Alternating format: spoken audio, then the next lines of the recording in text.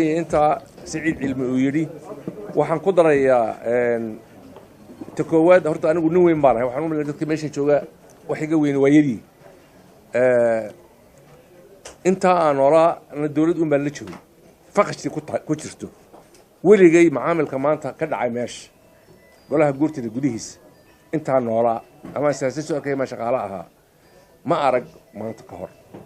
anigu meel iska taagan waxba fasayn baa inta la yimi la gacan saaray dhulka la igu tuuray waa soo xirunta hadii doonayso dabadna anigoo banaanka jiifa ayaan miirsaday waxa dhacday xildhibaanadana waa la xidhay saddex xildhibaan la xidhay iyagana nabray in loo geystay badan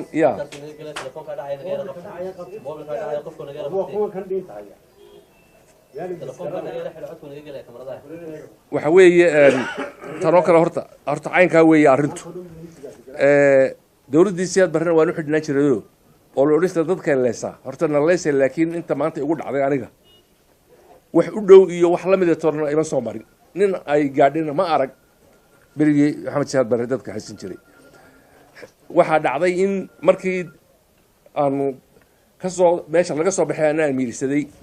in guddoomiyihii xitaa guddoomiyihii baarlamaanka oo isiri baxo gaarigiisa la baxa albaabkii weynaa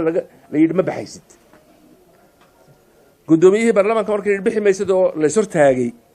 aniga iyo xildhibaanada kale maxaa laga sheegay warkooda waxayna arag oo maqal baynu naga soo baxay waxay yidhahdeen markii dib waa la baasgareeyey laakiin baasgareyntii waxaana lagu yidhi la markaan imanka ay sheegeen xalay baa lasii qoray warku dee ma qarsoomo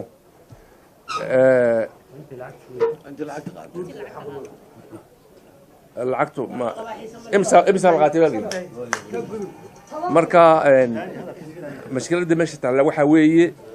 waxaad moodaa in xukuumaddan maanta joogtaa ay cararayso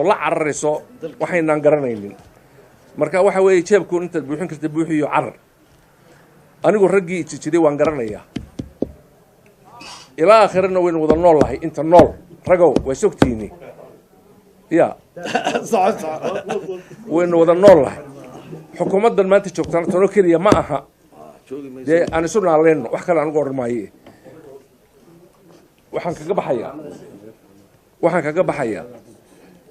dadweynuhu maanta suucan buyol waa soo baxay dhibaato badanina waa gaadhay waa mahadsan tihiin intaa iyanka badan baa laidinka filayo wasalaamu calaykum waraxmatullahi wabarakaatu